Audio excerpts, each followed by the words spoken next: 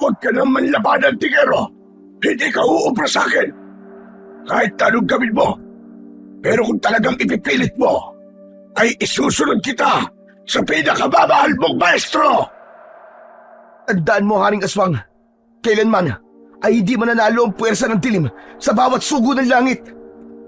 Naniniwala akong poprotektahan ng amang milikha, kaming mga tagapanalig niya at mga sumasampalataya sa kanya. Sinasagad mo na ang pasensya ko, Antingero. Makikita mo ang hinahanap mo. Tampalasan! Gagawin kong palamuti ang mga bungo niyong tatlo sa aking upuan sa oras na mapatay ko kayo! Tandaan mo yan! Bata pa lang ako, ay panati ko na kaming magpipinsan ng mga kwento ni Lolo Kaloy na isa raw malakas na santigwar at nakikipagdigma sa iba't ibang nilalang na may kinalaman sa hiwaga ng mundo. Sa katunayan, ay sa tuwing kami ay nagkakaroon ng mga mahahalagang salo-salong pampamilya, ay ang mga kwento ni Lolo Kaloy ang aming kinapapanabikan. Lalo na ang kanyang kwento tungkol sa kung paano niya naubos at napatay ang isang angkan na mga aswang sa dulong bahagi ng Mindoro kung saan talamak ang mga ito. Dahilan upang makapaghasik sila ng ligim sa lugar at mga karatig bayan.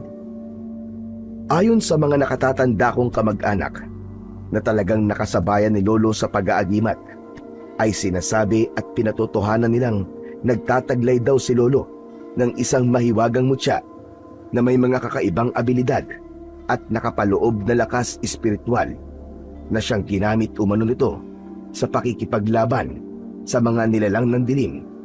At ayon sa mga ito, ay tinatawag daw ni Lolo ang kanyang gamit na mutya ng anggitay. Matapos nitong matalo sa isang laban ang mahiwaga o engkantadong nilalang at mapasa kanya ang buong lakas nito, pati maging kasangga sa anumang laban o espiritong gabay. Bunso sa 5 magkakapatid si Kaloy, at nung mga panahong yun ay naninirahan sila ng kanyang pamilya sa bayan ng Lipa, probinsya ng Batangas. Sa totoo lang, ay literal na mahirap ang pamumuhay nila sa Batangas dahil sa pag-uuling lamang ang trabaho ng kanyang mga magulang, at ang parehong kinikita ng mga ito ay halos pantawid gutom lang nila para sa araw na yon. Pasalamat na lang sila dahil kahit papano ay may minanang maliit na lupain ang tatay ni Kaloy na kanila namang natataniman ng mga gulay na siyang inilalako nila sa bayan upang pagkakitaan kahit na papano. Dahil sa hirap na rin ng buhay nila, ay natutunan ng mga kapatid niya na maagang magbanat ng buto at humanap ng paraan upang kumita ng pera, dahil kung hindi ay paniguradong magugutom silang mag-anak at wala silang maibibili ng gamot para sa isang kapatid nilang may sakit nung mga panahong yon. Kaya naman, mabilis na tinatapos ng magkakapatid ang kahit na anong trabahong iaatang sa kanila, basta't kikita sila ng pera para sa araw na yon.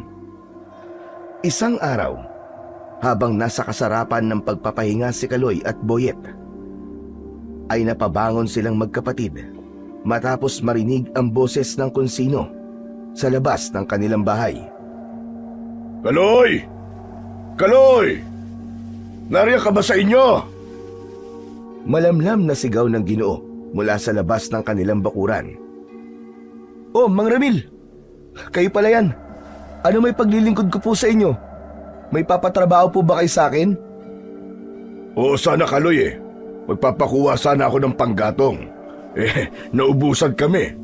Kung maaari lang sana matatabang kahoy ang ipunin mo, tapos ibaba mo rito. Huwag ka mag-alala, dahil babayaran kita ng maayos o higit pa. Depende sa dami ng iyong madadala sa akin mamaya. Ganun po ba? Sige po, Manong. Pero maaari ko po bang isama ang aking Manong Boyet upang kahit papaano naman po, meron po akong makatulong sa pagdadala at pagbubuhat? Nakikiusap na saad ni Kaloy sa Ginoo.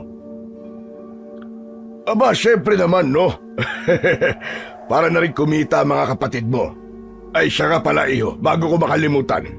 Baka naman pwede mo din akong ikuha ng ligaw na gabi sa bundok habang nangangahoy kayo. Huwag kang mag-alala dahil mas malaki ang ibibigay ko sa'yo kapag nakapagbaba ka kahit isang piraso lang. Nako, sige po. Tamang-tama po, Manong. Kinakailangan din po kasi namin talaga ang pera eh. Ilang araw na rin po kasing hindi pa nakakabangon ng isang manong ko. Hindi nga po alam ni tatay kung bakit ito nagkaganon eh. Sinubukan na rin po naming ipatawas kay Tandang Samuel, pero hindi daw po niya malaman kung ano po nakagambala sa kapatid ko. Ganun ba? Naku, kawawa naman palahan eh. O siya, huwag kang mag-alala at akong bahala sa'yo. Basta tandaan mo ang bilin ko ha. Matatabang kahoy lamang ang kukunin mo. At huwag na huwag mong kakalimutan ang dahon ng ligaw na gabi ha. Sa puntong yon ay napangiti na lang si Kaloy nang marinig ito bago tinawag ang kanyang manong Boyet na nag-aasikaso na pala ng kanilang mga dadalhin. Tangan ang 2 pirasong itak at maliit na flashlight na pang-ilaw sa daan kung sakasakaling gagabihin sila ay nagtungo na sila sa kakahuyan upang maghanap ng mga kinakailangang bagay. Halos 1 oras din nilang tinahak ang daang mabato patungo sa mismong kakahuyan sa ibaba ng bundok. Habang sinusuong nilang magkapatid ang madamong daan, ay naisipan pa nilang dalawa na dumaan na muna sa ulingan kung saan naroon ang kanilang mga magulang upang makiinom ng tubig. Hindi kasi sila nakapagdala dahil sa pagmamadali. Malayo pa lang sila sa ulingan ay narinig na nila ang kanilang tatay na sumisigaw habang kumakaway sa kanilang dalawa. Kaya naman, nang makita nilang magkapatid ang mga ito, ay dali-dali na silang nagtatatakbo palapit. Boyet! Kaloy! Aba, ano't na pa rito kayo? Anong atin? Tay, tinawagan ko lang po si Kaloy na manguha po ng mga panggatong para kay Mang Ramil. Binyag daw po kasi ng apo niya sa susunod na araw. Kaya mukhang nagpapaimbak na po ng mga panggatong na gagamitin nila. Tama po yun, Tay. Aba, galante po magbigay si Mang Ramil. Sa katunayan pa nga po bibigyan daw po niya kami ng pasobrang bayad basta't makapag-uwi lang daw po kami ng ligaw na gabi. Mukhang maglalaing po yata sila para sa binyagan. O siya, sige. Uminom na muna kayo ng tubig at tumuloy na kayo sa inyong paroroonan upang hindi kayo gabihin. Papaalis na sana silang dalawa nang paalalahanan sila ng kanilang tatay. Boyet, Kaloy, baka tatandaan yung huwag kayong lalapit o tatawid dun sa dulong bahagi yung may naglalakihan at nagtataba ang mga puno. Dahil... Opo, Tay. Bahay po yun o tiraan po ng mga engkantong gubat na maaari namin magambala kung sakasakali po. Natatandaan po namin lahat ng yan, Tay. Dahil bata pa lang po kami, ay ito na po ang palagi niyong paalala sa amin. Napangisi na lamang si Mang Karyo, sabay tinapik-tapik ang 2 anak sa balikat bago tuluyang umalis ang mga yon patungo sa paanan ng bundok. Kaya naman, nang makarating silang 2 sa lugar, ay wala na silang sinayang na sandali at doon ay sinimulan na nilang mangalap at dumampot ng mga kahoy na panggatong. Sa lugar kung saan sila nangunguha ng mga panggatong ay may isang maliit at makipot na ilog. Bali doon nila inihahagis ang mga nakukuha nilang panggatong upang anurin mas mabilis yun na paraan na paglilipat o pagdadala dahil ang mismong bagsak ng mga kahoy na kanilang makukuha ay hindi kalayuan sa baryo kung saan sila nakatira. Sige Kaloy, bilisan mo. Ihulog mo lang ng ihulog ang lahat ng mga nariyan. At ako naman ang bahalang magtulak para anurin to pababa.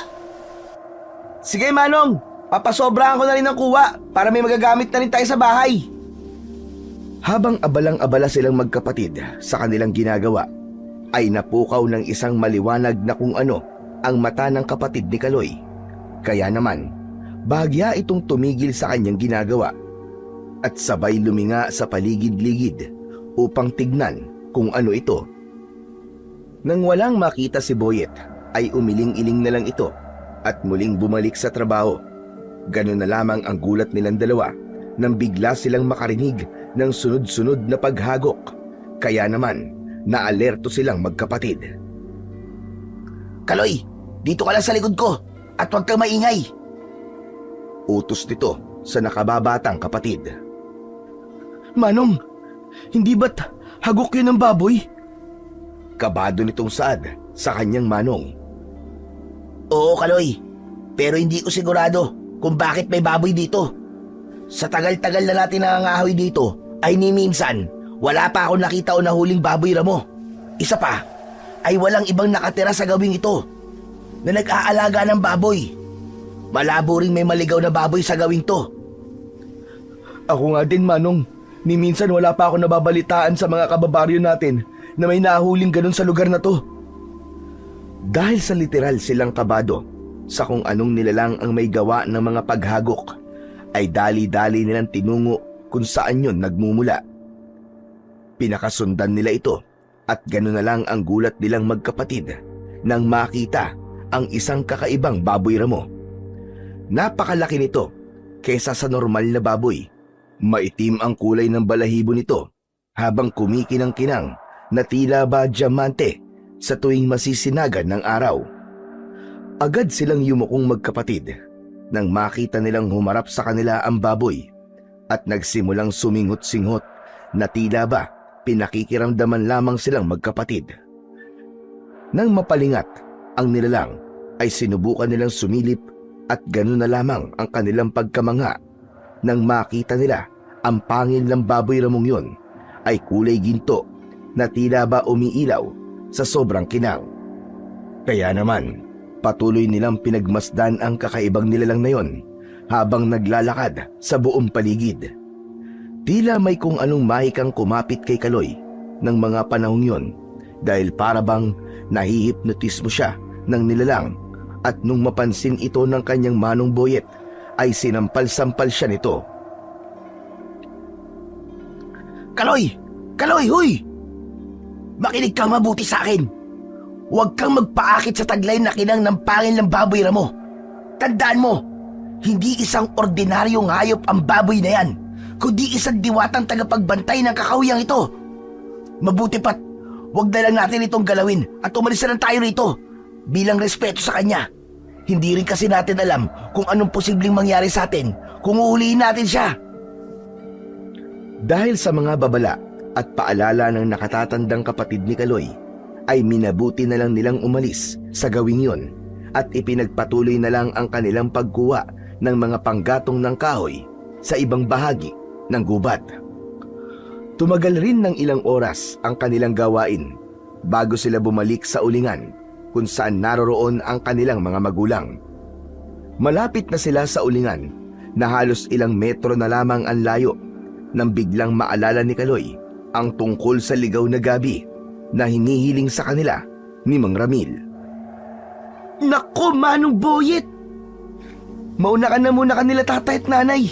Nakalimutan kong kumuha ng ligaw na gabi para kay Mang Ramil eh. Panigurado magagalit yun kung hindi tayo makakakuha. Ha?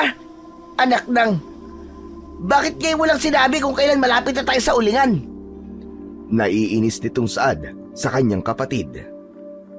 Dahil sa ayaw masira sa pangako ni Kaloy kay Mang Ramil, ay dali-dali itong bumalik sa lugar kung saan sila nagpunta kanina, pero pinigilan siya ng nakatatandang kapatid habang sinasabi nito na delikado ang lugar na yon at siya na lamang daw ang kukuha. Wala na ning nagawa si Kaloy ng mga sandaling yon at hinayaan na lang ang kanyang kuya ang bumalik at kumuha ng ligaw na gabi. Manong Boyet, hihintayin ka na lamang namin nila nanay dito hanggang sa dumating ka. Oo, wag ka mag-alala. Sandali lang naman ako ron eh. Babalik din kagad ako kapag nakakuha na ako ng kahit ilang piraso lang. Nakangiting Saad nito sa kanila. Halos ilang oras nang naghihintay silang mag-anak sa ulingan kung saan sila magkikita, ngunit walang Boyet na dumating. Sa puntong yun ay nagsisimula ng makaramdam ng kaba ang tatay ni Kaloy, lalo na't nagsisimula ng dumilim. Hindi naman maiwasang mag-alala ni Kaloy dahil iniisip niyang baka napano na si Boyet sa loob ng kakahuyan. Kaya naman, sinuong nila ng kanyang ama ang kakahuyan upang hanapin ito. Pinauna na ring umuwi ng tatay nila ang kanilang nanay upang may mag-asikaso sa mga kapatid nilang naroon sa bahay, lalo na ang kapatid nilang may karamdaman nung mga panahong yun. Unti-unti nang dumidilim ang paligid, kaya naman lalong umigting ang damdamin ni Kaloy at Tatay Karyo na hanapin si Boyet bago pa tuluyang lamunin ng kadiliman ang buong kapaligiran. Habang sinusuyod nila ang lugar kung saan maaaring nagpunta si Boyet, ay bigla na lang nakaramdam ng panlalamig sa buong katawan silang mag-ama. Kaya naman, napahalokip-kip sila at nagtataka kung bakit nagkaganon ang klima. Tay, sandali lang. Bakit po nagkaganito? Bakit po parang pababa yata ng pababa ang temperatura ng lugar? Halos bumubugaw na po tayo ng usok habang nagsasalita Saad nito nang may halong pagtataka. Anak ng putya, pumasok ba kayo sa tawid? Sa paanan ng gubat kung saan bawal pasukin? Hindi po, Tay. Mariin pong ipinaalala sa akin ni Manong ang tungkol dun. Pero kanina po, ay nakakita po kami dun ng isang baboy ramong may gininto ang pangil. Pinagmasdan lang po namin, tapos iniwan na po namin. Nako Kaloy, alaga ng anggitay ang baboy ramong yun. Mabuti na lang at hindi niyo pinakailaman dahil marami na ako nakitang taong namatay na sinubukang huliin ang nilalang na yun. Isa na rito, ang tiyo kong si Pontas. Ano, Tay? Ang gitay? Ano po yun? At ano pong klaseng engkanto yun, Tay? Anak, wala akong masyadong alam sa anggitay. Ngunit sabi ng mga taga-baryo na nakakita na nito, ay kalahating tao at kalahating kabayo daw ang nilalang na yun. Isang magandang babae ang pang-itaas nito, habang ang pang-ibaba naman ng nilalang ay tulad ng sa isang kabayo. Paliwanag nito sa giniginaw na anak. Kabayo? Tulad po ba ito ng tikbalang na mapaglaro? Hindi ko masasagot yan, ngunit maaaring babaeng bersyon ito ng sinasabi mong tikbalang. Kung ang tikbalang ay lumalabas sa tuwing umuulan ng mahina habang tirik ang sinag ng araw, ang anggitay naman ay lumalabas lamang kapag malamlam na ang liwanag ng araw at bumababa ang temperatura katulad dito. Dagdag na paliwanag ng tatay ni Kaloy habang patangu-tangu naman ang kanyang anak. Baka po may kinalaman ng nilalang na yun sa pagkawala po ni Manong. Naku, wag naman sana iho, dahil mataas na uri ng engkanto ang anggitay. Pinangingilagan siyang kalabanin ng mga albularyong taga-baryo dahil sa kapangyarihang taglay ng nilalang at mapaglaro sa mga taong nakukursunadahan nila. Naku po, Diyos ko, naway nasa mabuting kalagayan ng Manong mo at hindi siya ginalaw ng nilalang na yun. Habang hinahawi ni Kaloy at ng kanyang tatay ang mga damo at mabababang halaman na nakaharang, ay ganun na lamang ang kanilang gulat nang bumungad sa kanilang harapan ang isang maputing nilalang na halos magliwanag na. Agad namang napatakip ng mga mata silang mag-ama dahil sa labis na silaw mula sa nilalang na kung sino. Maya-maya pa ay humupa ito at napalitan ng isang dagundong na tila ba sa yabag ng isang malaking kabayo. Maya-maya pa ay nagtago sila sa isang malaking bato at palihim na padungaw-dungaw upang makita ang nilalang. Halos panawan ng hininga si Kaloy habang hindi naman makapaniwala ang tatay niya nang bumungad sa kanila ang isang matangkad na nilalang. Isang magandang babae na may daladalang tila ba instrumentong gitara. Nakakaakit ang kagandahan ng nilalang na yon, dahilan upang mapatulala sila rito. Tumutugtog ng isang malambing na melodiya ang nilalang, dahilan upang magsilabasan ang samot-saring hayop sa gubat na hindi inakala ni Kaloy at ng ama nito na ganun karami. Napangiti naman si Kaloy nang makita niya ang baboy ramong may gininto ang pangil na naroroon din sa harap, at parabang masayang-masaya itong nakikinig sa tinutugtog ng kanilang amo.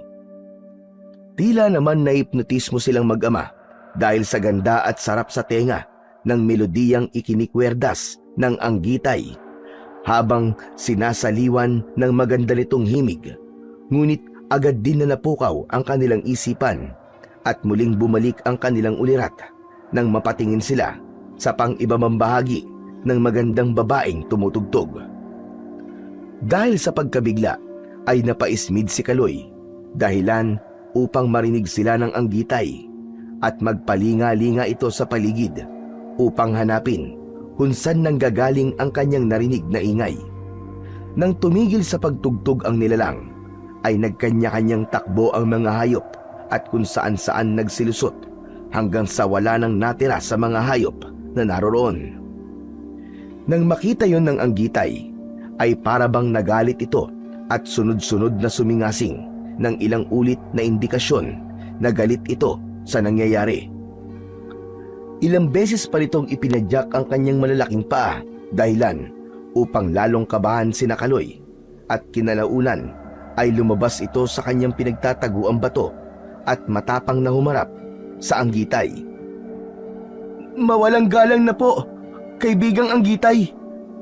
Ako nga po pala si Kaloy.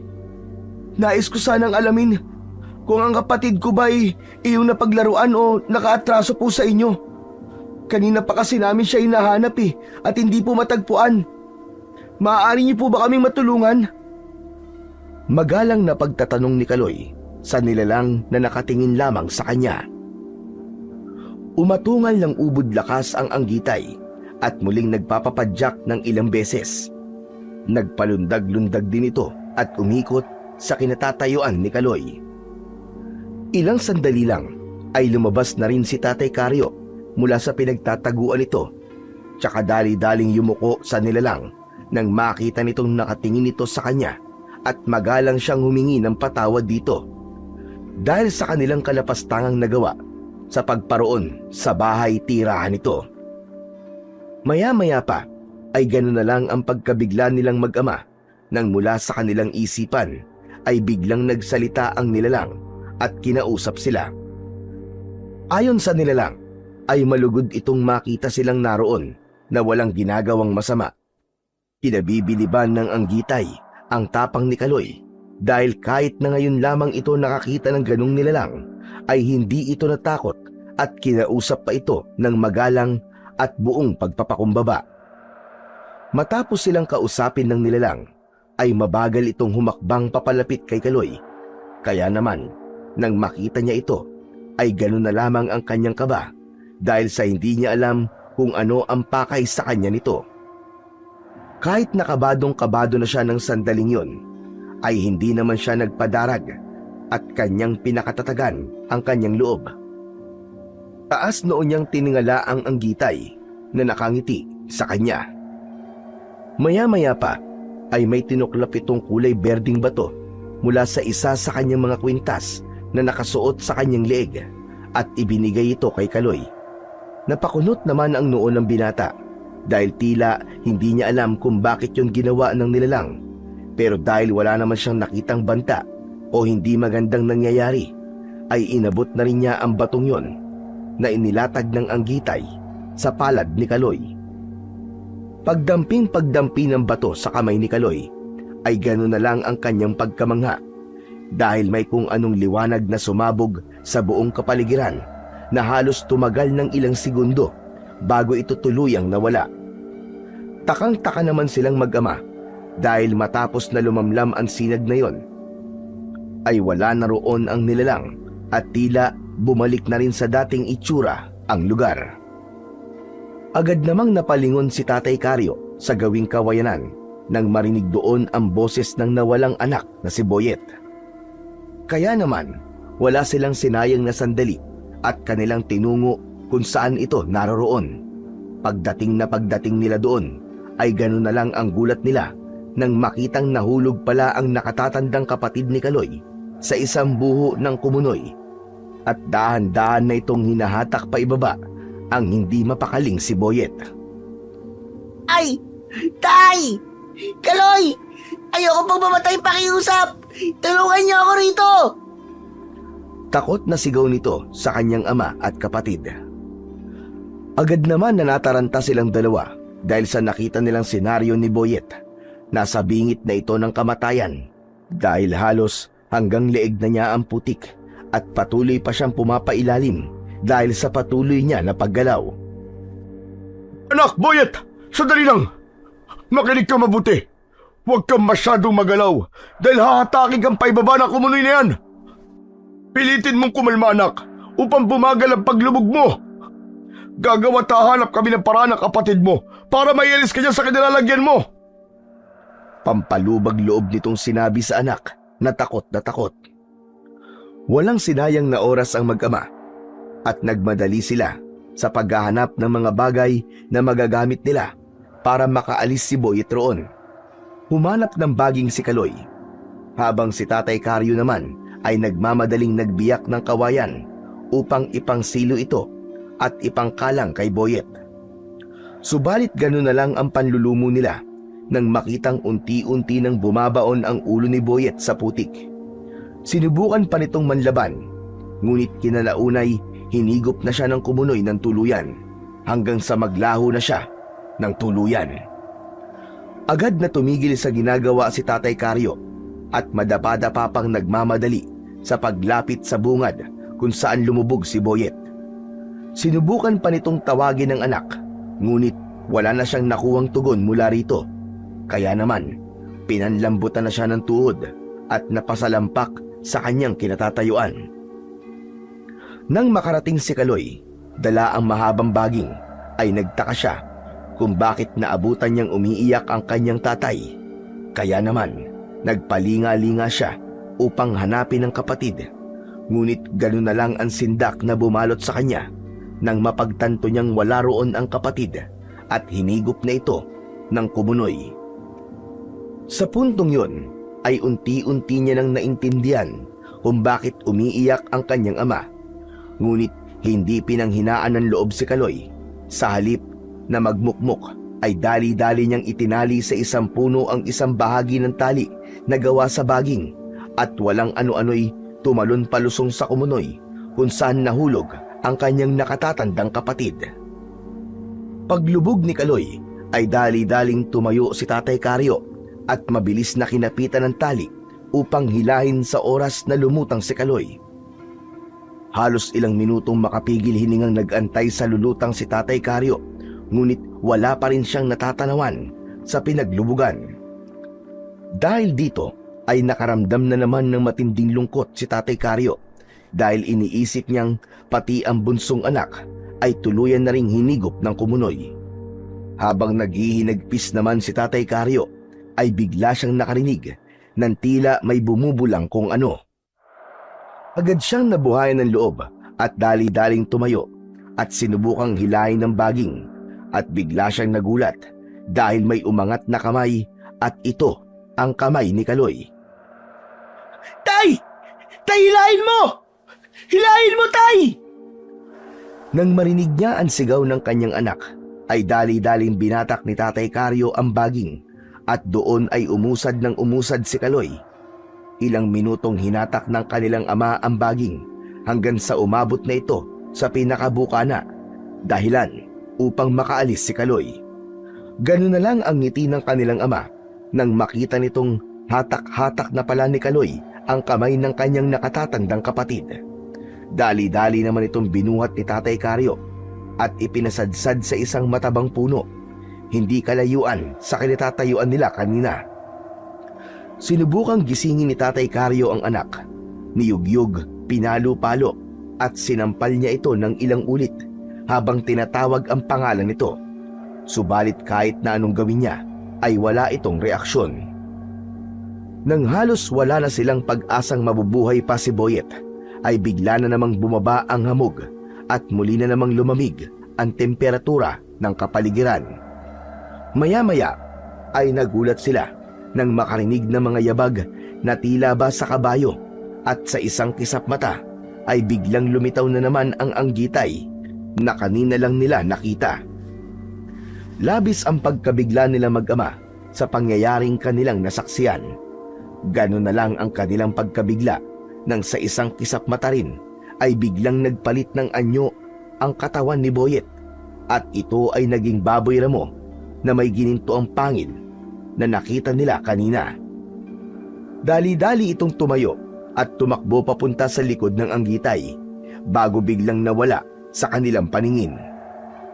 Tumawa ng tumawa ang Anggitay na parabang ang pangyayaring yun sa kanya ay isang biro lamang. Naguguluhan man sa nangyayari, ay galit na nilapitan ni Kaloy ang nilalang at pinagsisisigawan dahil sa bugso ng damdamin niya. Kaibigan! Bakit naman ganun? Bakit mo kami pinaglalaruan? May atraso ba kami sa'yo? Galit na saad nito sa Anggitay. Muli ay umusal ang Anggitay sa isipan ni Kaloy at ito ay nagpaliwanag sa kanya. Ayon dito, ay ginawa niya ang pagsubok na yon upang alamin kung kaano kabuti ang puso ni Kaloy at kung ano ang kanyang iaalay o ibibigay para sa kanyang mga mahal sa buhay. Nang mapatunayan ng Anggitay na mabuting tao talaga si Kaloy, ay humingi ito ng tawad sa kanya.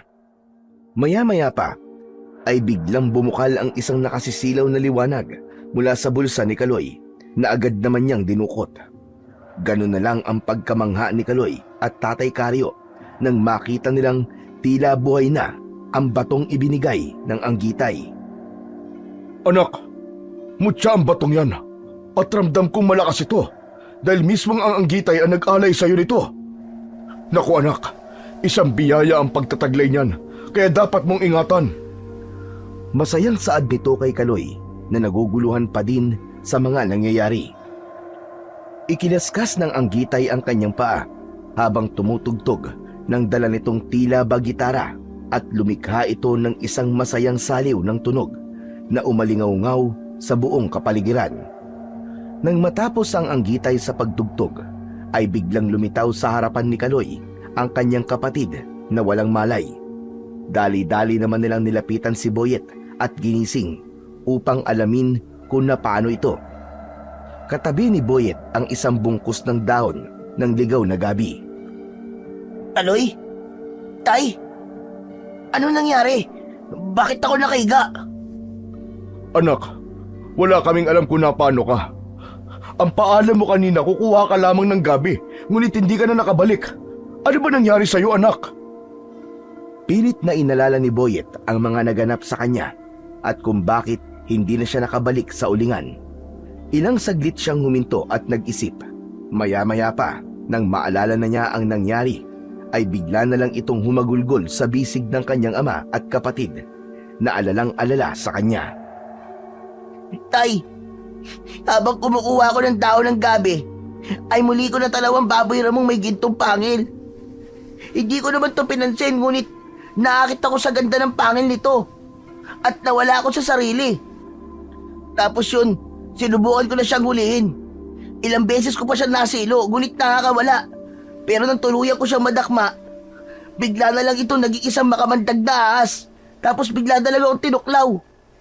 Natumba ako, tapos unti-unti akong nawala ng ulirat. Bago pumigit ang mga mata ko, ay nakakita ako ng isang nilalang na kulay puti at may 4 na paa. Tulad ng isang kabayo at babae ang pang-itaas na katawan. Saad nito habang sapu-sapo ang kanyang leeg at takot na takot sa kanyang naranasan. Huwag ka mag-alala, Manong. Hindi masama ang nilalang na yun. Sa katunayan niya siya pa nagligtas sa buhay mo upang hindi ka mamatay. Nang ipapakilala na sana ni Kaloy ang kaibigan nitong Anggitay sa kanyang manong, ay napakunot na lang ang kanyang noo nang mapansin niyang wala na ito roon. Kaya naman, inakay na lang nila na tumayo si Boyet na patuloy pa rin sa pag-iyak at paghingi ng patawad sa kanyang pagtatangka na mahuli ang baboy ramong alaga ng Anggitay. Tuwang-tuwa naman ang nanay ni Kaloy nang makita muli ang mga anak na ayos ang kalagayan, ngunit nanlilimahid sa dumi at putik dahil pareho silang nalubog sa kumunoy. Dali-dali niyang inianda ang pampaligo ng mga ito at pinag-asikaso upang malinis silang haharap sa hapag at sabay-sabay nakakain ng hapunan. Habang naliligo si Kaloy at Boyet, ay kinulit sila ng kanilang mga kapatid sa kung ano nga ba talaga ang tunay na nangyari sa kanila at kung bakit ganon ang kanilang naging itsura. Hindi naman sila sinagot ng mga ito at ginawa na lang na biro ang lahat upang hindi na pag-usapan pa sa kanilang pamilya. Kaloy, alam ko mas bata ka sa akin, pero nais ko magpasalamat sa'yo. Dahil kung hindi mo na ipasa ang pagsubok ng anggitay, di ko na alam kung ano ang mangyayari sa akin. Kung mabubuhay pa kaya ako o hindi na. Huwag ka mag-alala, Manong. Dahil hindi ko hahayaan na may mangyaring masama sa'yo, no? Ikaw pa ba? Saad nito, dahilan upang magtawanan silang dalawa. Kinagabihan, matapos silang kumain ng hapunan, ay nagpapahinga na si Kaloy at ang mga kapatid niya nang mapadampi ang kamay nito sa isa pang nakatatandang kapatid niya na si Jun. Agad na napabalikwas si Kaloy ng pagbangon sa higaan dahil tila ba napaso ang kanyang kamay sa init ng katawan nito. Sinubukan niyang gisingin ang kanyang mga kapatid upang ipaalam ito sa kanila, ngunit laking pagtataka niya dahil kahit pagsasampal-sampalin niya mga ito ay tila ba wala sila sa tamang ulirat, dahilan upang hindi magising. Dali-dali rin siyang tumakbo patungo sa kabilang kwarto upang subukang gisingin ang kanyang mga magulang, ngunit katulad ng kanyang mga kapatid ay hindi magising ang mga ito kahit na anong klaseng pagyugyug o pagtapik pa ang gawin ni Kaloy. Kaya naman, nang makaramdam ng kakaiba, ay bahagyang bumilis ang pagtibok ng kanyang puso. Kaya paulit-ulit niyang pinakalma ang sarili. Sinubukan niyang painumin ng tubig ang kapatid, ngunit hindi nito tinatanggap ang tubig at tumutulo lamang sa kanilang higaan. Agaran din niya itong pinunasan ng malamig na bimpo upang mapababa ang temperatura nito. Ngunit nakakailang oras na siya sa pagpupunas ay tila walang naging epekto yon, kaya itinigil na rin niya. Habang nag-iisip-isip na mga maaaring gawin si Kaloy, ay gano'n na lamang ang gulat niya nang makapa ang kanang bulsa ng kanyang suot na short. Sinubukan niyang dukutin ang kung anong mainit roon at doon ay nagulat siya dahil nagbabaga ang batong kulay berde habang walang patid na pumapatak ang kung anong likido na maihahalin tulad sa langis.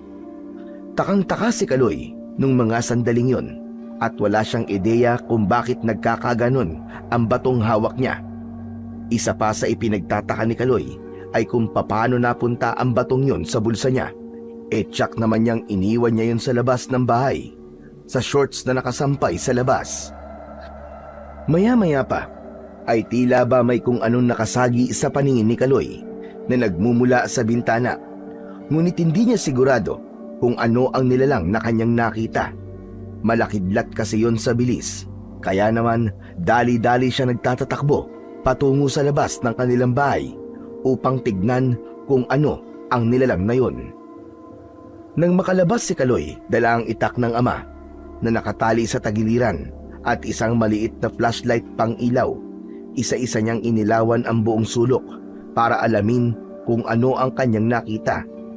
Nang mapadako si Kaloy sa tapat ng kwarto nila, ay gano'n na lang ang kanyang pagtataka na kung bakit may isang malaking pusa ang nakayukyuk sa bubungan sa tapat ng bintana ng kanilang kwarto. Sinubukan niyang bugawin ng pusa, ngunit tila hindi ito natitinag sa kanyang pagtataboy. Kaya naman dumampot siya ng isang bato at pinukol ito sa pusa. Nang tamaan ni Kaloy ang nilalang, ay dali-dali yung nahulog. Ngunit gano'n na lang ang pagkabigla niya. Nang pagbagsak ng pusa ay nakaangil agad ito sa kanya habang naglalaway na parabang handa na nitong atakihin si Kaloy. Muli na namang dumampot ng bato si Kaloy at dali-dali niya itong binato, ngunit hindi tumama. Sinubukan siyang kalmutin ng pusang yon pero nakaiwas din siya. Dalian siyang bumunot ng kanyang itak upang sana takutin ng pusa. Kaya naman, nang ihumang niya ang kanyang itak, ay gano'n na lang ang takot ng pusa at nagtatatakbo ito papalayo sa kanya. Sa galit ni Kaloy, ay sinundan niya ang pusang yon at nang maabutan niya ay dali-dali niyang pinaghahampas ng dalang itak. Ngunit may kung anong kakaiba sa pusang yon dahil lahat ng binitiwang hampas ni Kaloy ay hindi tumatama dahil sa nagagawa nitong maiwasan ang mga yon. Nang makorner ni Kaloy ang pusa at wala na itong matatakbuhan pa, ay halos panawan siya ng hininga nang bigla na lang maging isang malaking ibong itim ang pusang kanyang kaharap. Dali-dali nitong ipinagaspas ang maitim at napakalaking pakpak, tsaka ito nawala sa dilim ng kapaligiran. Tulala namang iniwan ng nilalang si Kaloy ng mga sandaling yun. Nang mapagtantong aswang pala ang kanyang nakaharap, ay nagtatatakbo siyang bumalik sa loob ng bahay at sinaradong maigi ang pintuan ng bahay sa takot na muling bumalik ang aswang.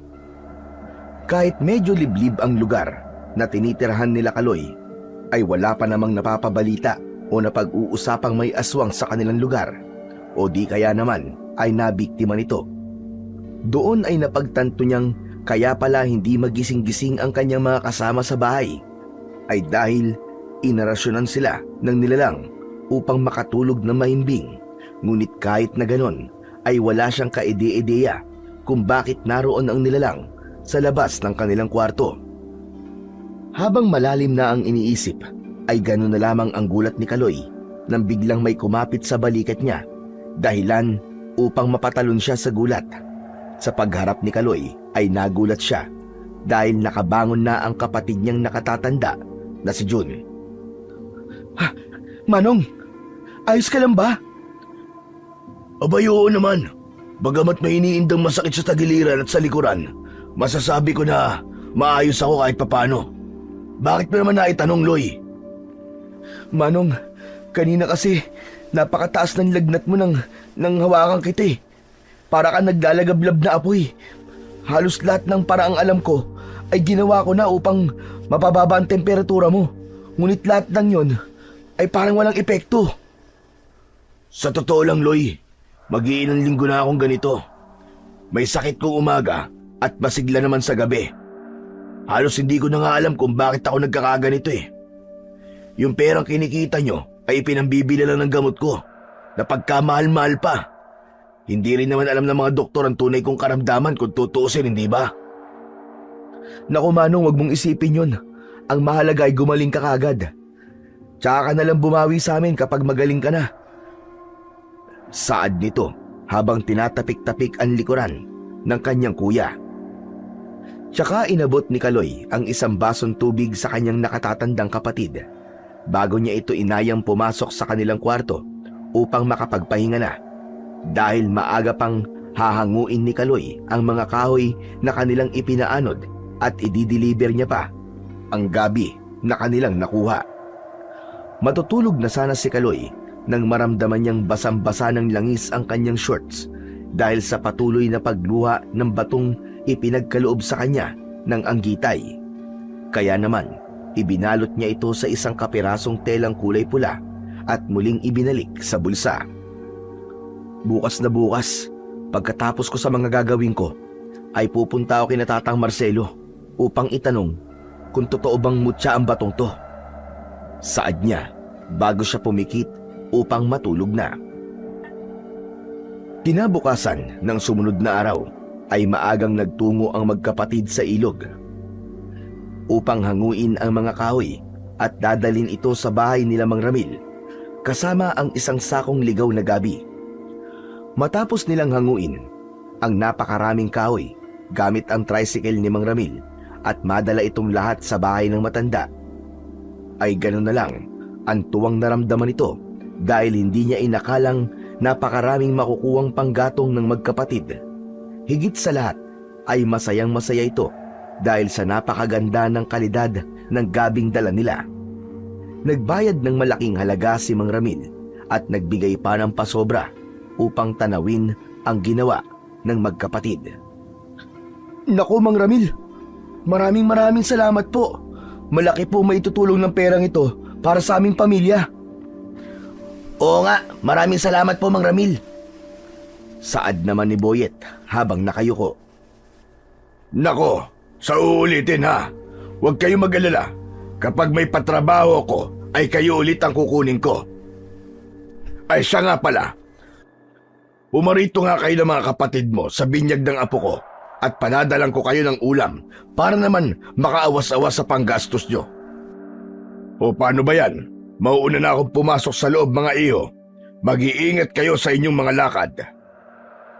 Maraming salamat po ulit, Mang Ramil. Dahil sa maagang natapos ang trabaho ni Kaloy at Boyet, ay minabuti na munang paunahin ni Kaloy na pauwiin ang nakatatandang kapatid dahil may isasangguni muna ito sa albularyo sa kanilang baryo. Agad rin namang pumayag si Boyet na pinaalalahanan na umuwi si Kaloy ng maaga dahil ito ang nakatokang magsasaing mamayang hapunan. Patango-tango si Kaloy nung mga oras na yon bago inabot ang perang kinita upang si Boyet na ang mag-abot nito sa kanilang mga magulang. Malayo pa lang si Kaloy ay napakamot na ito ng ulo nang matanaw ang mahabang linya sa labas ng bahay ng albularyo, ngunit hindi siya nagpatalo sa inip at dumiretso na siya papaloob ng bahay. Nang makapasok siya sa loob ng bahay ay ganoon na lang ang gulat niya nang makita at maaktuhan mismo ang matandang albularyo na may ginagamot na isang pasyenteng sinasapian. Kababae nitong tao, ngunit ubod ang lakas nitong taglay. Tuwing susubukan siyang pigilan ng mga kaanak niya sa kanyang pagwawala, ay hindi nila ito maigupo dahil sa lakas nitong taglay. Labis naman ang pagkamangha ni Kaloy nang makita niya ito, lalo na nung simulang gamutin ni Tatang Marcelo ang babaeng may sanib. Gamit ang mahaba nitong kwintas na kulay itim, ay ipinadaan ng matanda ang lahat ng yon sa katawan ng babae habang umuusal ng kung anong lengguwahe na hindi maintindihan ni Kaloy. Maya-maya pa ay biglang umigting ang pagwawala ng babae hanggang sa mangisay. Sino ka? Magsalita ka! Sino ka? Hayop kang matanda ka! Huwag kang magtago sa likod ng kortina gawa sa apoy! Sigaw ng babae habang nakapikit. Sino ka? At bakit mo ginagambala ang babaeng yan? Wala ka na doon, tanda! Basta akin ang babaeng ito! Ganun ba? Muling ipinadaan ng matandang albularyo sa tuhod ng dalagita ang kanyang hiyas. Kaya naman tumodo ito ng hiyaw at nagsimula ng umiyak kay Tatang Marcelo at magmakaawa. Oh, akala ko ba'y matigas ka? Kanina pa kita tinatanong para bang hinahamak mo pa ako? Parang awa mo na! Itigil mo na yan! Hindi ko na kaya! Matatas nitong sigaw na pagmamakaawa sa matandang albularyo na tuloy-tuloy sa pagpaparusa. Sino ka? At bakit mo tinatarantado ang dalagitang ito? Ang ginagawa kong pagparusa sa babaeng ito ay nararapat lamang dahil tinampalasan niya ang apo ko na kanyang kasintahan. Sumamay ang babaeng yan sa ibang lalaki dahil hindi maibigay ng apo ko ang mga material na bagay na gusto niya.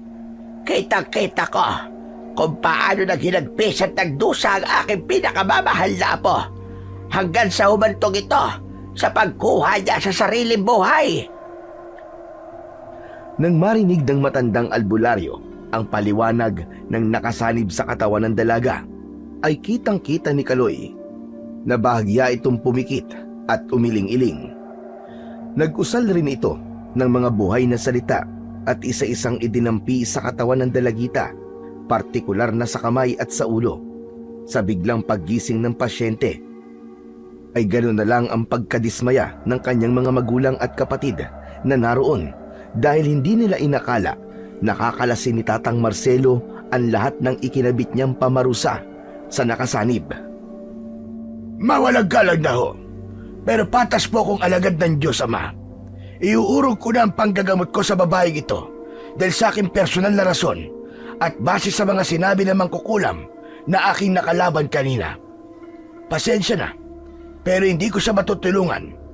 Saad ng matanda sa nagmamakaawang magulang ng dalaga. Napangiti naman si Kaloy matapos niyang masaksihan ang ginagawa ng matandang albularyo. Maya-maya pa ay inutusan ng albularyo ang kanyang dalawang anak na lalaki upang sila muna ang humalili sa kanya sa panggagamot at magpapahangin lamang ito ng ilang saglit dahil sa laban niya kanina. Nang makita ni Kaloy si Tatang Marcelo na lumabas ng bahay, ay dali-dali niya itong sinundan patungo sa likod ng bahay upang kausapin. Tatang Marcelo, magandang araw po. Ako nga po pala si Kaloy, yung bunsong anak po ni Karyo.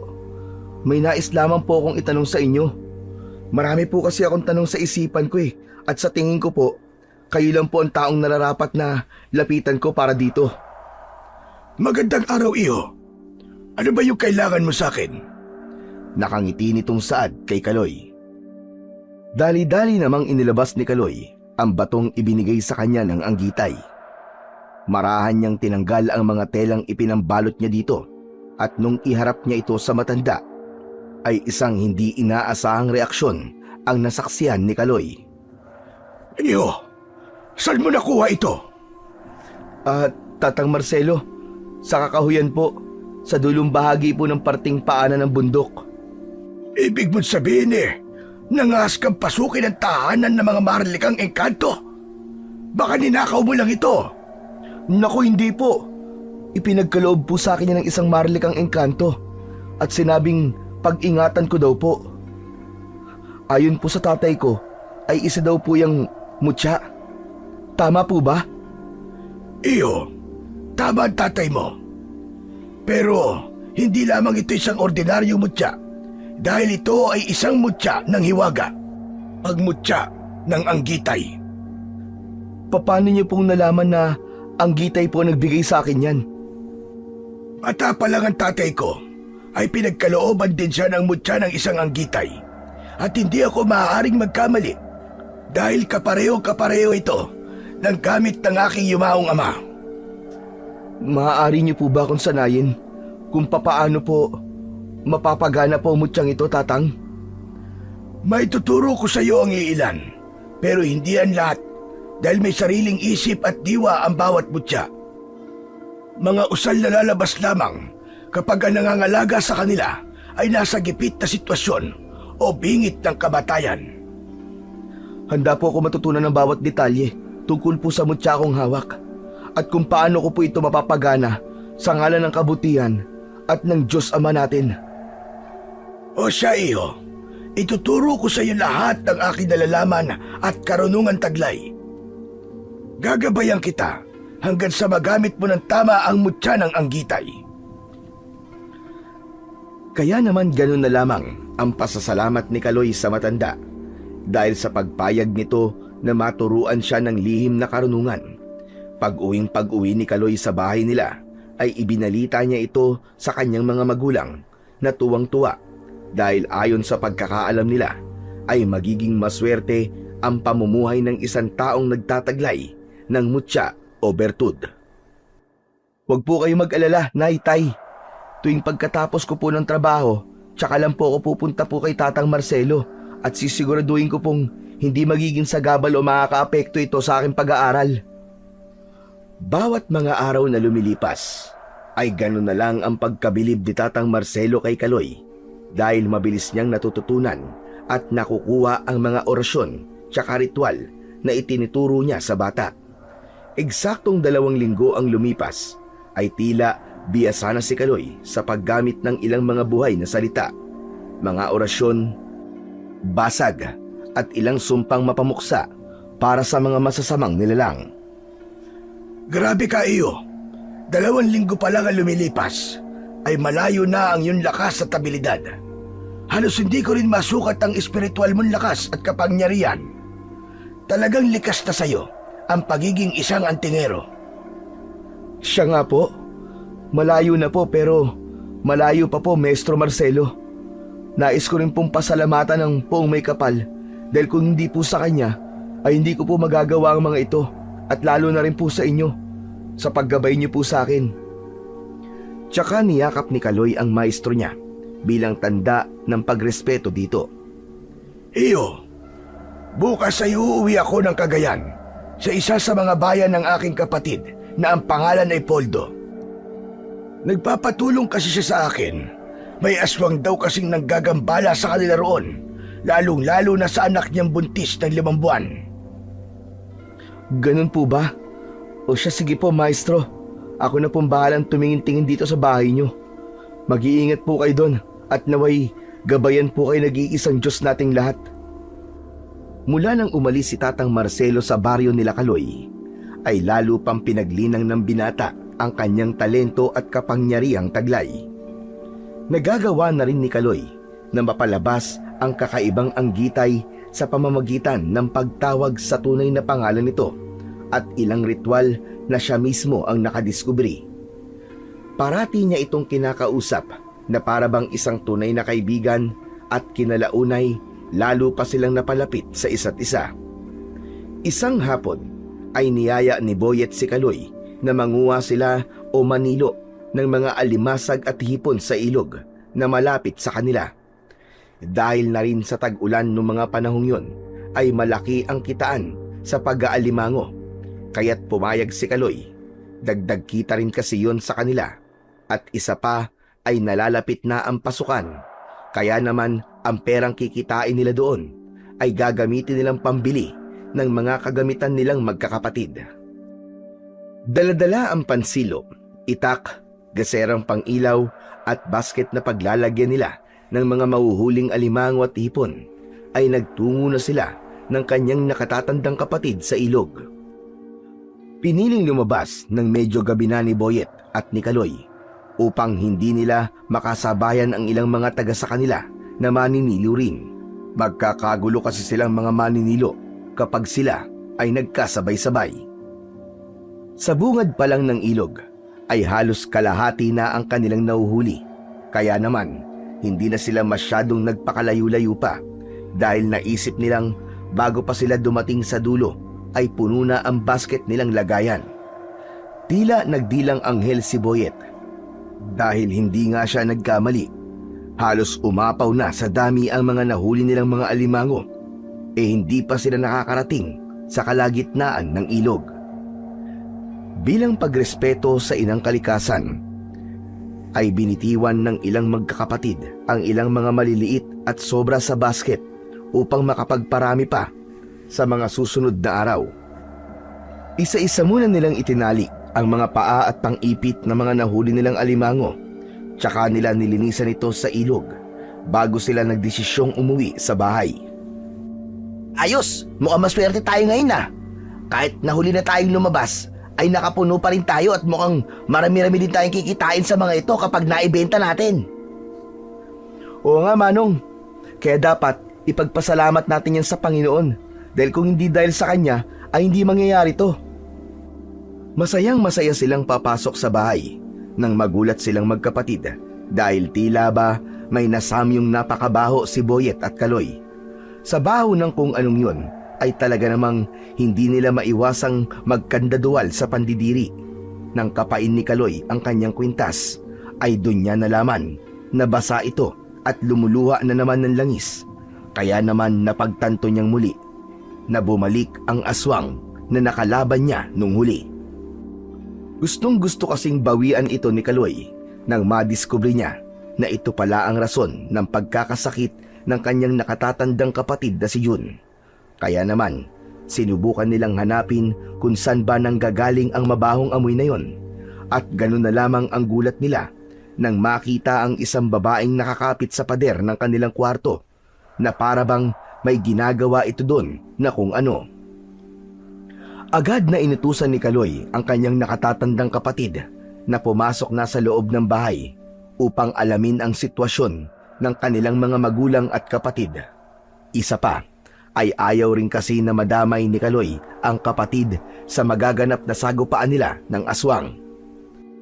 Walang sinayang na sandali si Kaloy noon at agad na siyang umusal ng mga buhay na salita at isa-isa niya itong iniihip sa kanyang buong katawan. Bakod general ang ginamit niya para sa pisikal at espiritual na depensa, habang poder ni Arkanghel Metatron naman ang kanyang inusal para sa pang-opensa. Binunot niya ang kanyang itak mula sa taklas nito at dahan-dahang lumapit sa kinaroroonan ng nilalang. Nagulat si Kaloy nang makita ang babaeng aswang na tila ba may kung ano itong sinisipsip sa bintana. Agad namang bumitaw ng isang malakas na atake si Kaloy, subalit may kung anong puwersang nagtulak sa nilalang upang makita ang kanyang gagawin, dahilan upang makaiwas ito at makatalon ng mataas. Ngunit dahil na rin sa bilis ng pagkilos ni Kaloy, ay halos hindi napansin ng aswang ang kanyang dila. Nang batakin niya ito pabalik sa kanyang bunganga, ay umatungal ito ng ubod lakas dahil nakita niyang wala na ang dilang kanina lamang ay nakakabit. Demonyo kang aswang ka! Ikaw pala nagpapasakit sa manong ko! Ngayon umanda ka! Dahil ito na magiging katapusan mo! Sunod-sunod na inundayan ni Kaloy ng atake ang aswang, pero sadyang maliksi at mabilis ang nilalang. Kaya naman mangilan-ngilan lamang sa pag-atake niya ang nakakalusot. Pero kahit nakakaunti lamang ang pinsalang natatamo ng aswang, ay malalalim naman ang mga yon at maaari nitong ikamatay ang mga sugat na yon kung hindi niya ito magagamot kagad. Sinubukan pang manlaban ng aswang, ngunit ni isa sa mga pag-atake niya ay wala man lang tumagos o nakalusot dahil sa tibay ng bakod general ni Kaloy. Halos magtumbahan na ang ilang maliliit na puno at bakod ng kanilang bahay dahil sa tindi ng kanilang pagbubuno. Ngunit nakalalamang sa tunggalian si Kaloy. Sa loob lamang ng ilang linggong pagsasanay niya sa ilalim ni Tatang Marcelo, ay kitang-kita niya na kung gaano na siya kalakas, at kahit ito ang unang beses niya ng pakikipaglaban sa mga aswang, ay nagawa na niyang makalamang. Nang malingat ang nilalang, ay nagawang mataga ni Kaloy ang aswang sa parteng liig, dahilan upang manghina ito at dali-daling tumakas. Tumalon ang aswang sa bakod at mabagal na lumakad papalayo dahil sa dami ng tinamo nitong pinsala mula sa mga atake ni Kaloy. O teka! Anong problema? Bakit tila yata hindi ka makapagpalit ng anyo ngayon? Magsaibon ka! O di kaya ay magsaaso? Gawin mo, dahil kapag naabutan kita, paniguradong hindi ka na mabubuhay. Nang oras na yon, ay makikita mong takot na takot ang aswang sa mga sinasabi ni Kaloy, kaya pinipilit nitong tumakas kahit napagapang. Binigyan pa ni Kaloy ng ilang minuto ang aswang para mag-anyong ibon. Habang mabilis itong pumapagaspas papalayo, ay umusal ng isang tigalpong may sumpa si Kaloy at ibinala niya ito sa kanyang kanang kamay sa pamamagitan ng pag-ihip, tsaka niya ito ibinato sa nilalang. Nang tumama ang tigalpo sa aswang, ay pinagtawanan lamang niya ito dahil inakala ng nilalang na lumampas o dumaplis lamang ang tigalpo. Ngunit lingid sa kaalaman ng aswang na hindi basta-basta ang sumpang inilagay ni Kaloy doon, kundi isang 10 lason na dahan-dahang papatay sa aswang bago pa ito makapagpalit ng anyo bilang isang tao. Kung inaakala mo makakatakas ka, nagkakamali ka, aswang. Pasensya ka na, pero hindi kita sasantuhin ngayon.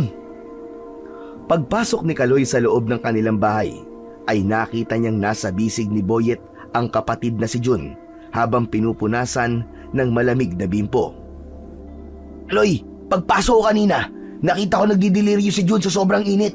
Kaya naman pinunas-punasan ko siya hanggang sa umayos na ang kanyang pakiramdam. Dali-dali namang nilapitan ni Kaloy silang dalawa at mabilis niyang itinaas ang damit ng kanyang manong Jun at tinignan ang likurang bahagi nito. Ganun na lang ang kanyang galit nang makitang ang tila ba maliit na butas sa likuran ng nakatatandang kapatid. Itinuro niya ito sa manong Boyet niya at ipinaliwanag na ito ay gawa ng aswang na kanyang nakalaban kanina. Sinubukang gisingin ni Boyet si Jun, ngunit tila wala itong tugon at nanatiling tulog. Dali-daling umusal ng buhay na salita si Kaloy at kanya itong inihip sa kanyang mga palad at marahang idinampi sa tenga ng nakatatanda niyang kapatid na si Jun. Nang lumapat ang kamay ni Kaloy, ay agad siyang sumigaw ng malakas. Balik! Balik! Balik ka sa katawan mo! Sa puntong yun, ay gano'n na lang ang pagkabilib ni Boyet kay Kaloy dahil biglaan nang nagmulat ng mata si Jun at nang hingi ng tubig na kanyang iinumin. Dahil sa wala na roon ng aswang, ay naputol na rin ang orasyon nitong ginagamit upang hindi magising ang kanyang mga biktima. Dahil dito ay nagtatatakbo ang kanilang mga magulang upang tignan ang sitwasyon ni Jun, na nung gabi pa pala masama ang pakiramdam. Sakto naman na pagpasok ni Kaloy sa kwarto, dala ang tubig na ipaiinom sa kanyang kapatid. Bahagyang natigilan si Kaloy nang biglang may maulinagan siyang tinig sa kanyang isipan. At nang mabosesan niya ito, ay agad niyang sinunod dahil ito ang kaibigan niyang Anggitay. Ayon sa Anggitay, ay isawsaw daw ni Kaloy ang mutya niya sa baso ng tubig bago ipainom kay Jun. Matapos niyang sundin ang sinabi ng Anggitay, ay hindi makapaniwala ang kanilang pamilya dahil nagsimulang mangisay si Jun habang sumisigaw ng ubod lakas. Tumagal ito ng ilang minuto hanggang sa mawalan siya ng malay tao. Alalang-alala ang kanilang mga magulang nung mangyari yun. Kaya naman tinangka ng kanilang ina na lumapit sa anak, ngunit bigla na lamang sumuka si Jun ng kulay itim na likido na may napakasangsang na amoy na talaga naman na nakakapagpabaliktad ng sikmura. Dali-daling pinalabas ng kwarto ni Tatay Karyo ang kanyang mga anak upang hindi malanghap ang mabahong amoy na umaalingasaw sa loob ng kwarto nila. Nang matapos ang pagsusuka ni Jun, ay muli siyang nawalan ng malay. Kaya naman pinainom ulit ni Kaloy ang kapatid ng tubig. Habang umaagos ang tubig sa bunganga ni Jun, ay bigla itong nanigas at muling nangisay. Maya-maya pa ay may isinuka itong napakaliit na pagong na halos kasinlaki lamang ng 5 piso. Kulay itim ito at may 2 maliliit na sungay. Dali-daling kinuha ito ni Kaloy at inihulog sa basong may natitira pang tubig. Nang mahulog ang pagong sa loob, ay bigla na lamang kumulo ang tubig. Nung nasa loob na at nagsimulang pumutok-putok, dahilan upang malusaw ang pagong at maging abo tsaka humalo sa tubig. Manong Jun, mukhang may sumalbahe sa'yo. Sinubukan kang hawaan ng pagiging aswang, pero hindi siya nagtagumpay dahil nabisto ko siya kagad. Malamang sa malamang ay patay na ang aswang na yun ngayon dahil sa tindi ng ipinatama akong tigal po sa kanya. Kahit na nahihirapan si Jun, ay dali-dali siyang tumayo at niyakap ang kapatid niyang si Kaloy bilang tanda ng pasasalamat sa kanyang pagkakaligtas. Kinaumagahan, habang naglalako ng kamoting tinda ang magkakapatid, ay naulinagan ng mga ito ang tungkol sa aswang na nakasagupa ni Kaloy. Ayon sa kwento ng bali-balita, ay natagpuan daw sa palayan ang bangkay ng aswang. Mukha daw na udlot ang pagpapalit nito ng anyo bilang isang tao dahil mabalahibo pa rin at napakaitim pa ng ibabang bahagi ng nilalang nung natagpuan ng mga magsasaka roon. Laslas ang leeg, putol ang dila at may napakaraming sugat sa iba't ibang bahagi ng katawan nito na siyang ikinamatay ng nilalang. Ayon sa mga taong barangay ay hindi posibleng taga-ibang lugar ang bangkay dahil walang nakakakilala rito sino man sa baryo nila. Napangiti naman ang mga kapatid ni Kaloy, lalong-lalo na si Boyet, nang marinig ang kwento. Nalingid sa kaalaman ng lahat ay si Kaloy ang tumalo at pumatay sa salot na aswang na yon matapos nitong biktimahin ang kanyang kapatid na si Jun na nagpapagaling pa sa kanilang bahay. Mabilis na lumipas ang ilan pang mga araw at hindi na namalayan ni Kaloy na halos 3 linggo na rin pala ang nakalipas mula nang huli silang magkita ni Tatang Marcelo. Inisip niyang dumaan sa bahay nito, ngunit wala siyang naabutan doon. Kaya naman, inisip niya kung kumusta na kaya ito at kung nasa maayos ba ang lagay ng kanyang maestro. Isang araw, habang naglalako ng gulay si Kaloy, ay hindi niya sinasadyang mapadaan sa bahay ni Tatang Marcelo. Kaya naman, nung makita niyang bukas ang mga bintana ng bahay, ay kumaripas siya ng lakad upang tignan kung naroon na ang kanyang maestro Marcelo. Ngunit sa hindi inaasahan, ay ang asawa at dalagang anak nito ang inabutan niya sa loob. Tinanong niya ang butihing may bahay ng maestro kung bakit hindi nila kasamang bumalik si Tatang Marcelo, ngunit imbis na tumagon ang ale, ay bigla na lang bumuhos ang luha nito sa mga mata. Naguguluhan man sa nangyayari, ay niyakap ni Kaloy ang ale, tsaka sinubukang usisain kung ano nga ba talaga ang problema. Dahil sa tindi ng emosyon ng asawa ni Tatang Marcelo, ay nahirapan itong huminga dahilan ng pagkatumba nito.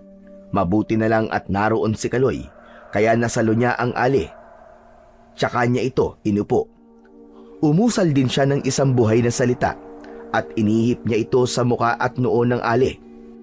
Matapos niyang gawin yon, ay huminga ng ubod lalim ang ali bago muling nagmulat ng mga mata. Dali-dali din siyang inabutan ng tubig ng kanyang anak upang inumin. Habang lumalagok ang ali at iniihipan ni Kaloy ang bumbunan nito upang kumalma at ipaglubay ang nararamdaman nitong bagabag. Sa puntong yun ay nagkwento ang isa sa mga anak ni Tatang Marcelo na si Larry. Ayon dito ay nawawala daw ang kanilang ama. Ayon sa kapatid nitong si Capoldo na kasama niyang tumugis sa aswang na nanggugulo sa kanilang lugar, partikular na sa pamilya ng anak nitong naninirahan sa lugar na yon. Sinubukan pang alamin ni Kaloy ang ilan pa sa mga detalye, ngunit wala nang naibigay na impormasyon ang anak nito sa kanya. Nakaramdam ng kaba si Kaloy at bahagya siyang nabingi dahil sa pag-aalala sa kanyang maestro. Kaya naman, may kung anong sumiklab sa kanyang damdamin upang magpaalam siya sa pamilya ni Tatang Marcelo at dali-dali siyang umuwi sa bahay nila. Pagpasok niya sa bahay ay nagmano siya sa kanyang mga magulang at nagpaalam sa kanila na kung maaari ay mawawala muna siya ng ilang mga araw. Tsaka niya naikwento ang pagkawala ni Tatang Marcelo. Nang una ay ayaw pang pumayag ng mga magulang ni Kaloy dahil alam nilang masyadong delikado ang gagawin niya. Ngunit nang ipaliwanag niya ang kanyang saloobin, ay naintindihan naman nila ito at kalaunan ay pumayag na rin. Siniguro rin naman ni Kaloy na hindi siya pababayaan ng amang nasa langit at ng kanyang kasanggang Anggitay. Tiwalang-tiwala kasi si Kaloy sa mga karunungan na meron siya, lalong-lalo na sa mutya niyang tangan. Matapos siya mag-impake ng mga gamit na dadalhin, ay muli siyang bumalik sa bahay ng maestro upang alamin ang ilang detalye kung saan ito nagpunta at kung saan matatagpuan ang sinasabi nilang kapatid nito na huli niyang nakasama. Kahit alam ng pamilya ni Tatang Marcelo na delikado ang gagawin ni Kaloy, ay sinubukan rin nila itong pigilan. Ngunit nang makita nila sa mukha ng binata ang pagiging seryoso at ang determinasyong mahanap si Tatang Marcelo, ay sinamahan siya ng isa sa mga anak nito upang matuntun ang huling pinuntahan ng ama. Nang makarating sila sa Cagayan, ay nahirapan silang matuntun ang lugar kung saan matatagpuan si Capoldo. Halos lahat ng antingero at albularyong naroroon ay sinubukan na nilang pagtanungan, ngunit wala silang nahagilap na impormasyon dito. Nang wala na talaga silang paraan kung paano matutunton si Capoldo, ay humanap si Kaloy ng tahimik na lugar at umusal ng isang maikling dasalin bago binigkas ang pangalan ng kanyang Anggitay.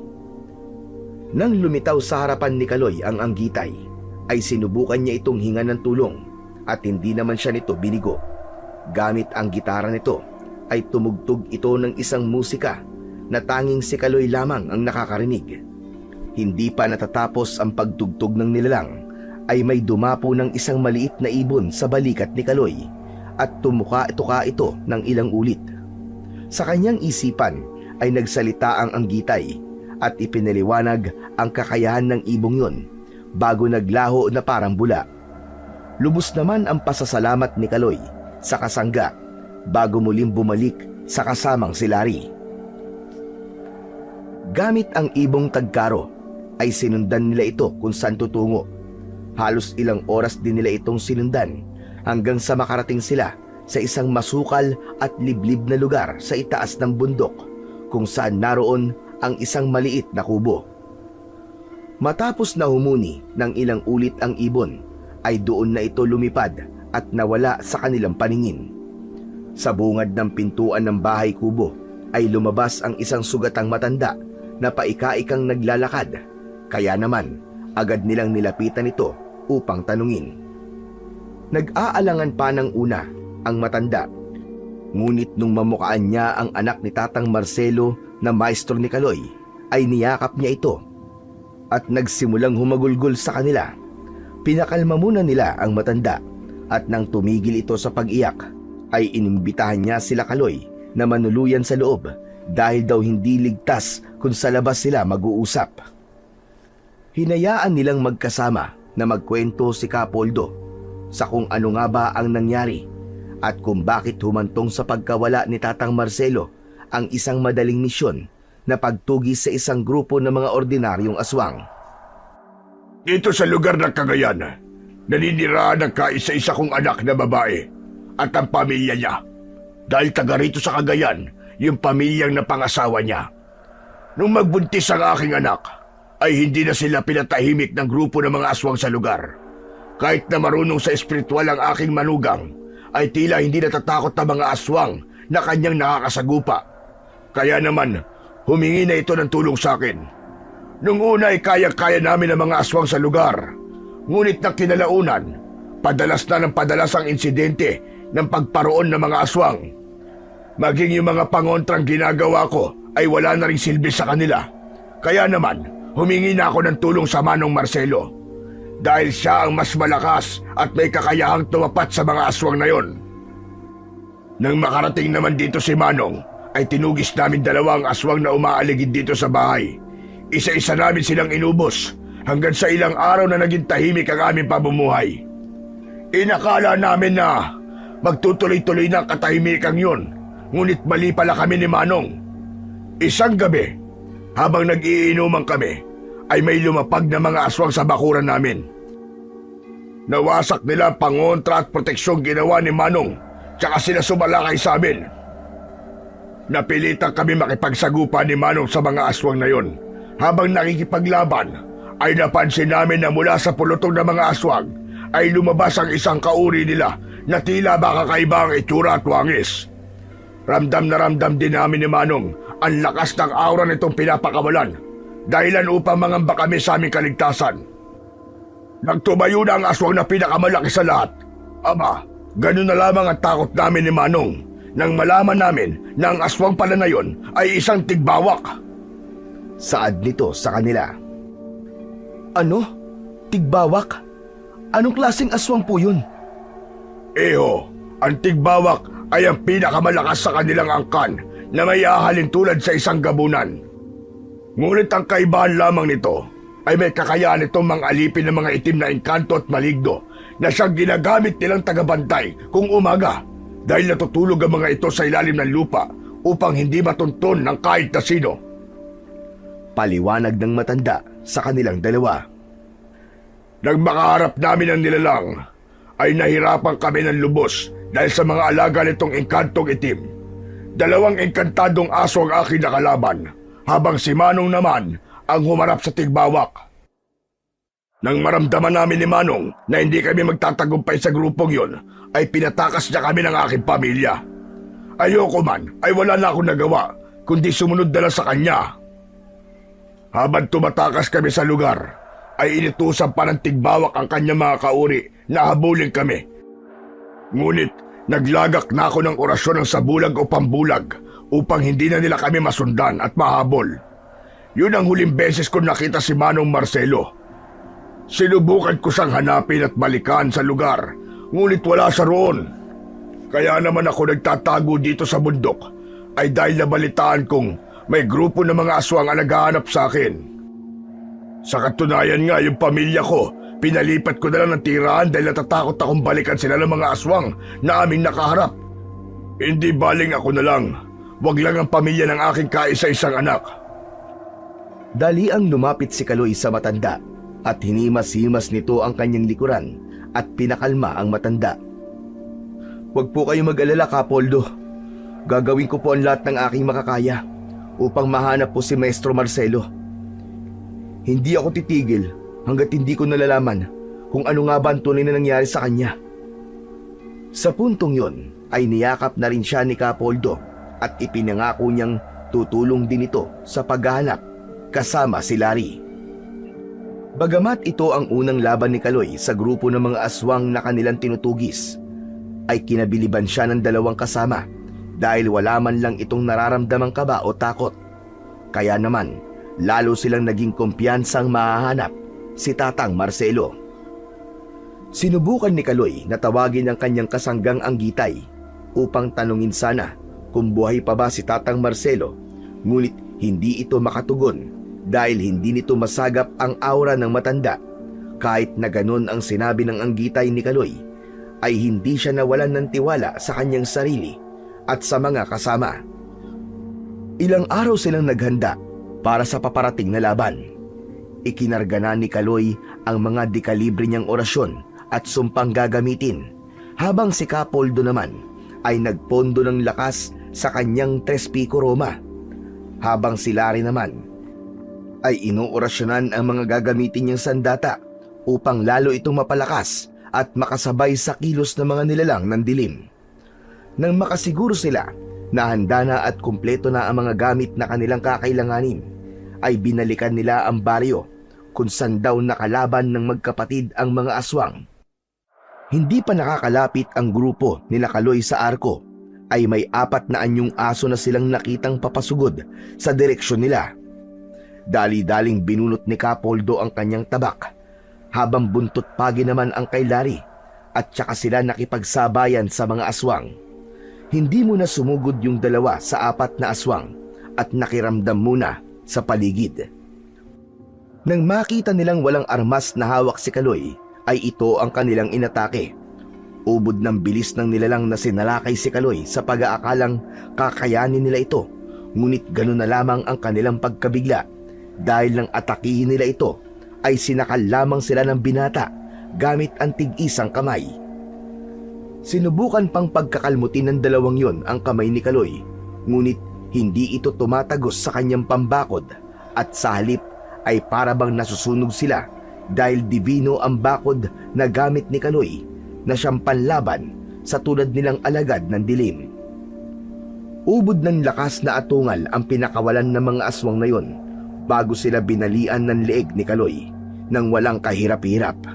Nang makita ito ni Larry at ni Capoldo, ay gano'n na lang ang kanilang pagkabilib sa kanyang ginawa. Lalo na nang lumitaw sa dibdib nito ang kanyang mahiwagang mutya ng Anggitay. Kumikinang ito na kulay berde at napakaliwanag sa mata, kaya naman nagawa nitong masilaw ang mga aswang nilang katapat, dahilan upang matalo nila ito.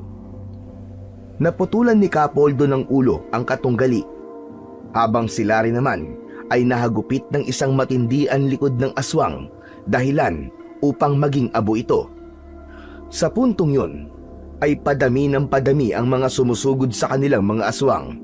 Kaliwat kanan ang mga nakakalaban nila, ngunit nagagapi naman nila ang mga ito dahil sa lakas na kanilang taglay. Habang nakikipagpambuno ang grupo ni Kaloy, ay may bumagsak na iilang aswang mula sa himpapawid at dali-dali silang sinalakay. Dahil sa bilis ng pagkilos ng mga ito, ay nahakop ng 2 aswang si Larry at naiangat sa ere ng ilang metro. Agad na tinawag ni Kaloy ang kanyang kasanggang Anggitay. 2 magkasunod na sibat ang pinakawalan ng kasangga ni Kaloy matapos nitong lumabas galing sa liwanag. Agad na tinamaan ng mga sibat ang 2 aswang na may daladala kay Larry. Nabitiwan nila ito sa ere, ngunit hindi naman napuruhan sa pagbagsak dahil sa isang puno siya dumausdos pa ibaba. Nang makatayo ang binata, ay muli na naman itong nakipagsagupa kasama si Capoldo na unti-unti nang nakakaramdam ng pagod. Huwag kayong mabahala! Kakampi natin ang Diyos! Kaya magagapi natin ang lahat ng ito! Nakakapanindig ng balahibo ang sumunod na tagpo nang makita ni Capoldo at Larry na butas ang dibdib ni Kaloy at may nakalusot na itim na kamay dito. Sa likod niya ay naroon ang kakaibang uri ng aswang, at ito ay yung sinasabi nilang tigbawak. Tuwang-tuwa itong nakikita na unti-unting bumabagsak si Kaloy, tsaka nito dinukot ang kanyang kamay mula sa pagkakatarak sa dibdib ng binata. Ikaw pala ang tinutukoy ng tampalasang si Selo, na disipulo niyang magliligtas sa kanya. Pwes, isasama na kita kung nasaan ang iyong guro. Nakakatakot na sigaw ng pinuno ng mga aswang. Pagbunot ng kamay ng tigbawak sa dibdib ni Kaloy ay dali-dali niyang binuhat ang katawan nito. Sabay initya ito ng ubod lakas papunta sa mga kasama. Mabuti na lang at nasalo siya ni Larry kaya hindi ito napuruhan sa pagbagsak. Habang nakikipaglaban ang anggitay ni Kaloy ay hindi nito maiwasang mapatingin sa kasama dahil alam nitong napuruhan si Kaloy at kung hindi siya gagawa ng paraan ay maaari itong mamatay anumang oras. Natataranta na si Larry habang kapit-kapit ang kamay ni Kaloy at sinasabihan na huwag bibitaw. Tumayo naman si Kapoldo at sumigaw ng ubod lakas. Sa mga oras na yun ay ibinubuhos na ng matanda ang kanyang pondong naipon bago sumugod sa 7 aswang na kalaban niya kanina. Nagpahid si Larry ng mga luha bago umusad ng orasyon saka sumugod din sa mga aswang na kalaban ng Tiyo Poldo niya. Isang suntok na malakas ang tumama sa sentido ni Kapoldo, dahilan upang mawalan ito ng malay. At nung makita ito ni Larry, ay siya naman ang sinugod ng tigbawak. Isang malakas na suntok ang kumonekta sa dibdib ng binata, dahilan upang hindi na siya makagalaw at makahinga. Nang matumba siya sa lupa at nakita niyang pinagpipiestahan ng mga aswang ang katawan ng kanyang tiyo at ng kasamang si Kaloy, napaluwa na lang si Larry habang unti-unti nang tinatanggap ang mapait na kapalarang sasapitin nila sa kamay ng malakas na pinuno ng mga aswang. Nang sa pagpikit niya ay may tila narinig siyang isang matamis na musikang kung saan nanggagaling. Ilang segundo niya itong pinakinggan nang bigla siyang makaramdam ng ginhawa sa kanyang katawan. Nang imulat niya ang kanyang mga mata ay gano'n na lang ang kanyang pagkamanga dahil yung mga aswang na kanilang kalaban ay nagkakagulo at nakatakip ng mga tengang dumudugo dahil sa musikang kanilang naririnig. Nang sipati ni Larry ang kanyang mga sugat ay talaga namang napangiti na lang siya. Muling dinampot ang gamit nitong buntot pagi. Ganun na lang ang galak niya nang makita si Kaloy na bumabangon pati ang Tiyo Poldo niya. Dali-dali niyang nilapitan ang dalawa at kinamusta. Duguan man ang dibdib ni Kaloy ay unti-unti itong naghihilom dahil sa musikang tinutugtog ng kanyang kasanggang anggitay. Pare, akala ko yun ang katapusan natin. Hindi ba't sinabi ko sa inyo na hindi tayo pababayaan ng amang nasa langit at ang aking kasanggang anggitay? Magtiwala lamang tayo sa kanila at magagawa nating matalo ang malakas na tigbawak. Nang tumigil sa pagtugtog, ay humingi ng paumanhin ang kanyang kasangga na anggitay dahil umuubos pala ng malakas na enerhiya ang musikang nililikha niya para mapagaling lamang ang grupo nila. At dahil nasa sukdulan na ang panghihina ng anggitay, ay unti-unti itong nawala sa kanilang paningin. Maraming salamat, kaibigang anggitay, dahil hindi mo kami pinabayaan. Huwag ka mag-alala, dahil kami na ang bahala magmula ngayon. Mula sa madilim na sulok ay lumabas ang mga engkantong aso ng tigbawak na tumalo kay Poldo. Nung mga pagkakataong yun, ay si Larry naman ang humarap sa mga yon at nakipagpambuno. Muling nagkarga ng mga orasyon at buhay na salita si Kaloy bago nakipagsabayan sa tigbawak. Kada suntok niyang binibitiwan ay halos dumadagundong sa buong kapaligiran, ngunit katakatakang sinasalo lamang yon ng tigbawak, kaya naman nagpalit ng estratehiya si Kaloy. Kung di niya kaya ng pisikal na lakas ang tigbawak, ay dinaan niya ito sa mga buhay na salita at tigalpo, at hindi nga siya nagkamali dahil nang subukang kargahan ni Kaloy ng isang mataas na uri ng buhay na salita ang kanyang kanang kamay at ipinansuntok niya dito, ay tila ininda ito ng tigbawak, dahilan upang mapaluhod ito sa lapag at bumulwak ang dugo. Muling inulit ni Kaloy ang ataking yon, ngunit nakaiwas na ang tigbawak sa pagkakataong yon at nagawa siya nitong masipa. Ilang pulgada ang inatras ni Kaloy, ngunit hindi naman niya yon ininda. Ngunit nang mawala ang focus niya sa laban, ay sinundan ng aswang ang atake ng isang pagsaksak gamit ang matalas nitong kuko. Didikit na sana sa dibdib ni Kaloy ang kamay ng aswang nang bumulwak ang dugo nito sa bibig na siyang ikinagulat nilang dalawa.